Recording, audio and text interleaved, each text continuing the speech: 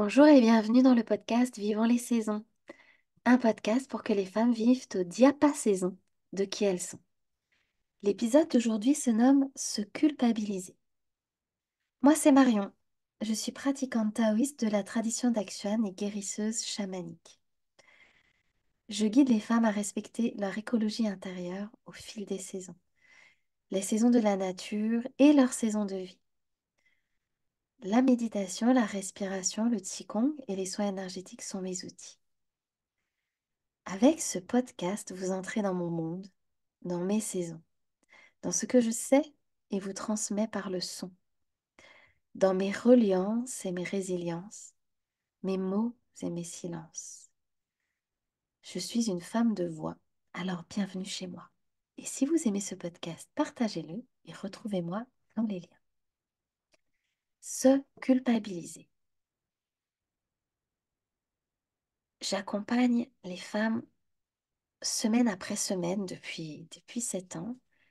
Et j'ai remarqué un point commun entre toutes les femmes que j'accompagne et avec moi-même, la tendance à se culpabiliser. Alors je vais revenir sur se culpabiliser. Dans se culpabiliser, entre parenthèses, il y a la notion de se culpabiliser soi-même, mais il y a aussi la notion de culpabiliser.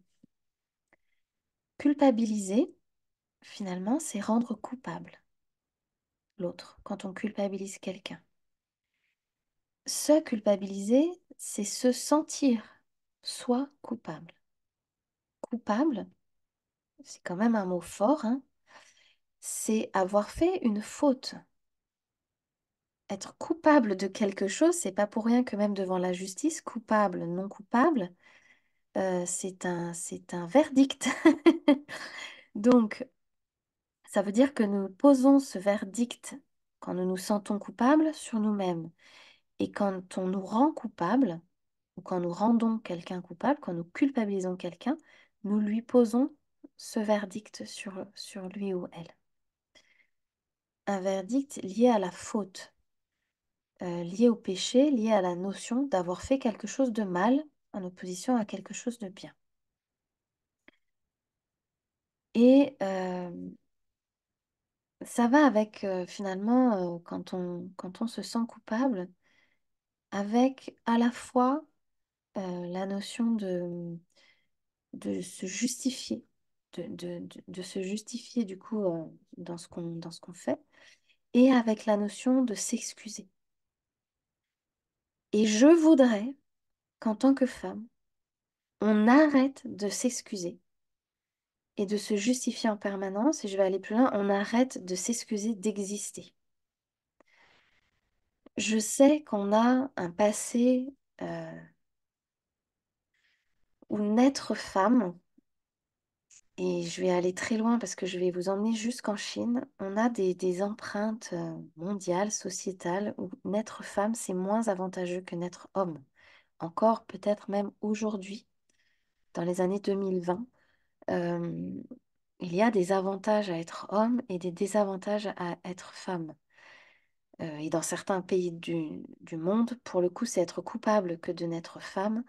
Et cela donne une vie enfermée avec un non-accès à l'éducation, etc. Et je vous disais que j'allais vous emmener jusqu'en Chine parce qu'en Chine, il y a une expression qui disait avoir une femme, c'est comme avoir une fille, pardon, excusez-moi. Vous voyez, je m'excuse. Euh, avoir une fille, c'est comme jeter l'eau directement par terre. Mais jeter l'eau dans un pays où l'eau, c'est de l'eau qu'on va chercher pour boire. C'est pas on a de l'eau du robinet tout le temps et comme dans nos sociétés, on fait pipi dans l'eau courante, dans l'eau potable, pardon. C'est vraiment une métaphore qui dit qu'on on jette un bien précieux au sol et qu'il est perdu. Parce que en plus, en Chine, la femme part lors du mariage dans la famille, dans la belle famille, la famille de l'homme. Donc, si on a des fils, non seulement on va les garder, mais on va, entre guillemets, récupérer des belles filles. Donc, voilà, il y a ce schéma-là. Je voulais un peu vous marquer vos esprits avec cette notion qui est entre autres à l'origine aussi de beaucoup de drames en Chine, si vous connaissez un petit peu la Chine et le fait de naître fille ou garçon et quand les femmes savent, enfin, il est arrivé ou il arrive que quand les femmes savent qu'elles ont une fille, qu'elles veuillent un autre choix ou qu'elles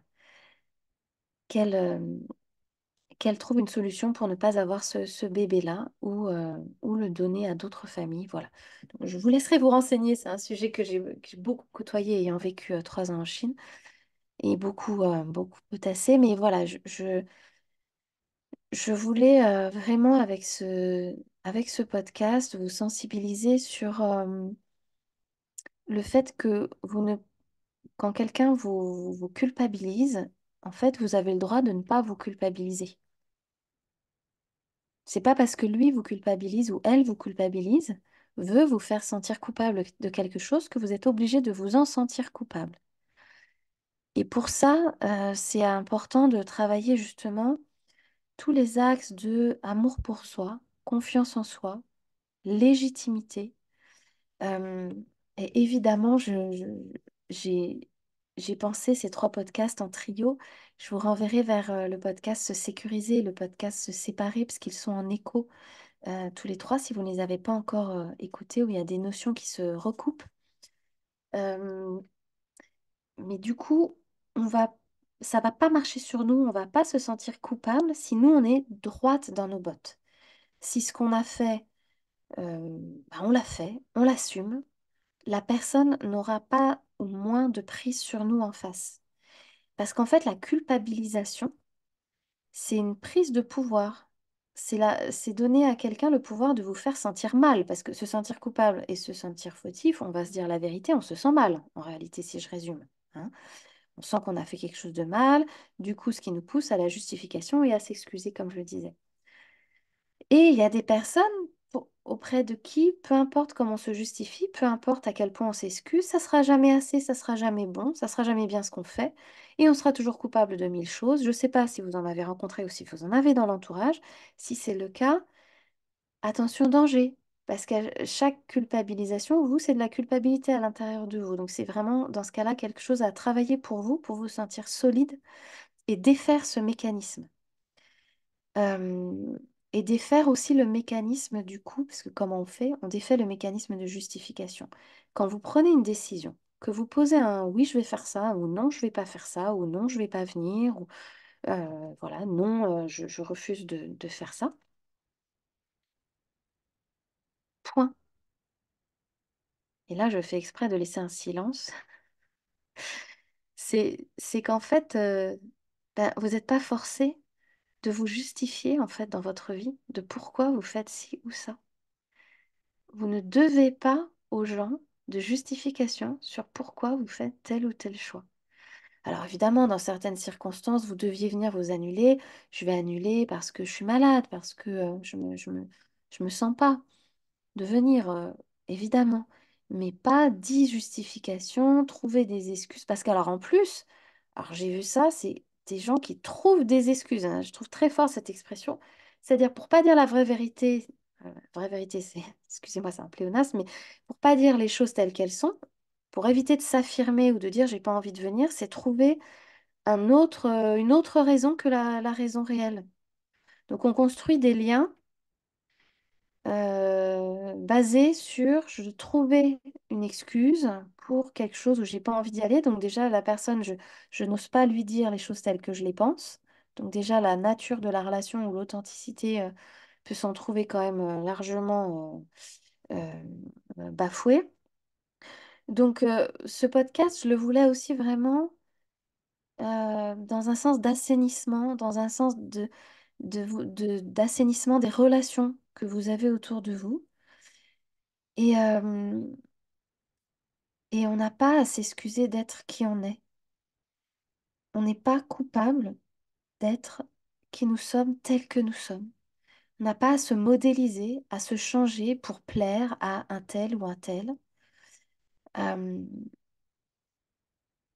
Parce que ça, c'est le début de la fin. En plus, c'est le début de ne pas se sentir bien et heureuse parce que à- dans un sens épanoui, parce qu'on peut s'épanouir que tel qu'on est vraiment à l'intérieur de soi et au fond de soi.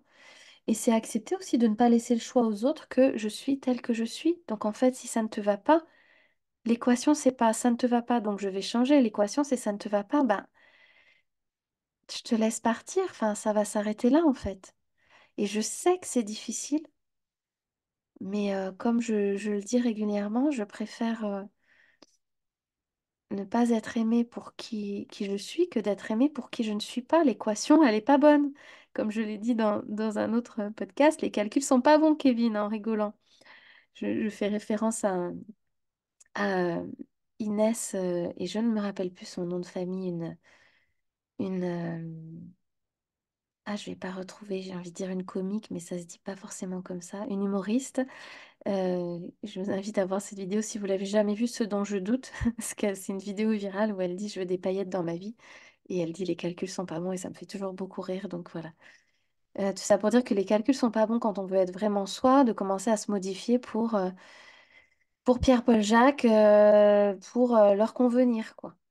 Euh, et en fait, ben non, ça, on va pas changer pour les autres.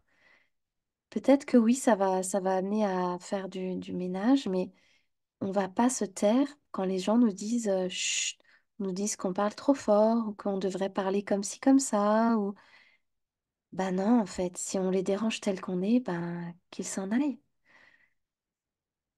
Voilà, je voulais vous transmettre ça parce que j'ai un souvenir qui m'est remonté en vous préparant ce podcast sur mon rire. Je suis quelqu'un qui peut rire très fort. Et, euh, et en fait, il y avait notamment, quand j'étais jeune au cinéma, je peux rire très fort. Donc évidemment, c'est toujours la personne vers qui on se retourne dans le cinéma qui rit fort. Vous voyez, je pense que vous en avez déjà côtoyé ou vu dans une entendu dans une salle de cinéma. Et j'avais une copine plus ou moins que ça gênait. L'autre, ça la faisait rire, mais une où je pense que ça la gênait. Et finalement, j'ai observé dans le temps qu'on n'est plus, aujourd'hui, on n'est plus amis. Et je me suis dit, bah finalement, est-ce que j'étais acceptée? L'autre, ça la faisait rire plutôt, parce qu'elle aussi, elle riait assez fort. Et je me suis dit ça, où finalement, bah, j'allais pas arrêter de rire. Vous imaginez, vous, arrêter de rire pour une amie, le rire, le sourire. Moi qui avais appelé mon entreprise avant qu'elle s'appelle Vivons les saisons Smile Energy, ça aurait quand même été un comble. Donc, donc voilà. Je voulais aussi vous dire que bah, il y a des territoires où c'est plus dur de travailler les choses et j'ai marqué avec humour, il suffit d'un repas de famille pour que votre stage bien-être en mode zénitude, etc., dans une montagne reculée vole en éclats, quoi, pour que, ouais, il suffit d'un repas de famille pour que le stage bien-être vole en éclats parce que ben, la famille, le territoire de la famille, l'espace de la famille, c'est toujours, et c'est normal, plus confrontant, c'est plus ancré, c'est depuis plus longtemps, c'est depuis notre enfance. Donc, c'est normal aussi s'il y a des endroits où les nœuds sont plus longs à défaire. C'est ce qu'on travaille justement avec les soins énergétiques, les soins de libération, les soins à distance. C'est un peu ces niveaux-là de libération de certains schémas, de certaines mémoires qui sont mis en place depuis longtemps et dont on se sent prisonnier. Parce que ce que je veux dire, c'est que on peut avoir une tendance à l'intérieur de notre famille à se culpabiliser, peut-être parce que les autres enfin, il y a une tendance à culpabiliser, donc on s'est beaucoup fait culpabiliser, donc on a une habitude de se culpabiliser, et ça se décline ensuite dans nos relations plus larges. Les relations plus larges sont des déclinaisons des schémas ou des relations que l'on avait nouées enfant ou en grandissant. Et donc, c'est des choses parfois qui sont à dénouer.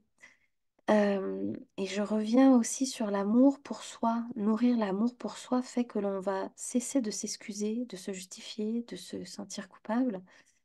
Et aussi que l'on ne va plus attendre que les autres nous donnent de l'amour pour se le donner. Et d'ailleurs, en fait, en réalité, c'est un cercle vertueux parce que c'est le fait de nous aimer qui va nous rendre aimables. Parce que nous nous aimons, c'est un peu la condition à être aimé. Mais quand je parle aimer, justement, je parle pas de ces deux verres à moitié vides de deux personnes qui ont à chacune un verre à moitié vide et qui cherchent à remplir leur verre grâce au verre à moitié vide de l'autre personne. Je parle de s'aimer déjà, s'aimer, Et le lien que l'on va nourrir, la relation que l'on va construire va être euh, faite avec quelqu'un qui nous aime, mais nous nous aimons déjà. Voilà. Donc ça va pas être une dépendance ou un manque à combler. Et du coup, se sentir, voilà, on revient à se sentir mal, se sentir fautif si on n'est pas, euh, si, voilà, si on attend les choses des autres. Finalement, c'est aussi lié à ce que je vous partage et je vous invite à aller écouter ce podcast sur se sécuriser finalement. Parce que quand on est en sécurité, quand on se sent sûr de soi, c'est assez difficile de nous faire culpabiliser si on n'a rien fait de mal. Parce que je ne parle pas évidemment dans ce podcast du moment où peut-être il y a quelque chose qui n'allait pas. Et là, on va effectivement, c'est important de savoir s'excuser, demander pardon et fluidifier la relation. Je vais terminer ce podcast avec une chanson de Tracy Chapman, puisque dans l'hiver, nous revenons à ce que nous avons, à ce que nous sommes en profondeur, quelque part à notre âme, à nos structures, à notre ADN, à cette idée d'accepter euh, notre structure profonde, y compris celle que l'on a reçue de nos familles, justement, mais pour les transformer en force, les voir à nu, voir tel que l'on est. Et du coup, arrêter de s'imaginer, de se projeter dans qui on devrait être, qui on aurait pu être, pour s'accepter vraiment. Et cette chanson de Tracy Chapman, elle s'appelle All That You Have Is Your Soul.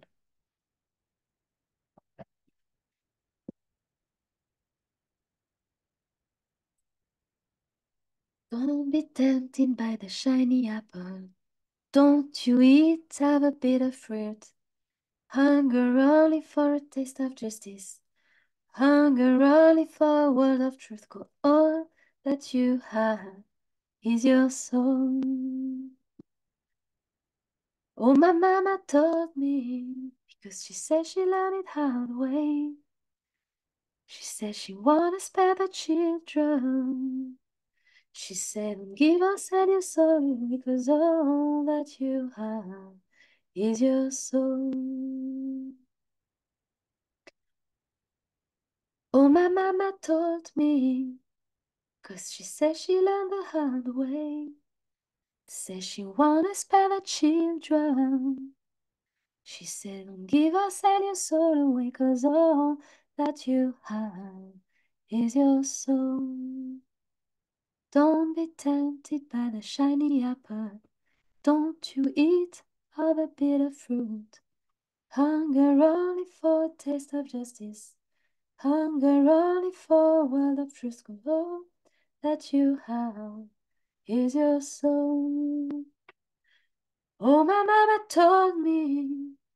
'Cause she said she learned the hard way. Said she wanna spare the children. She said, don't give us and your soul away, 'cause all that you have is your soul. Don't be tempted by the shiny apple. Don't you eat of the bitter fruit. Hunger only for a taste of justice. Hunger only for a world of truth, 'cause all that you have is your soul. All that you have is your soul. All that you have is your soul.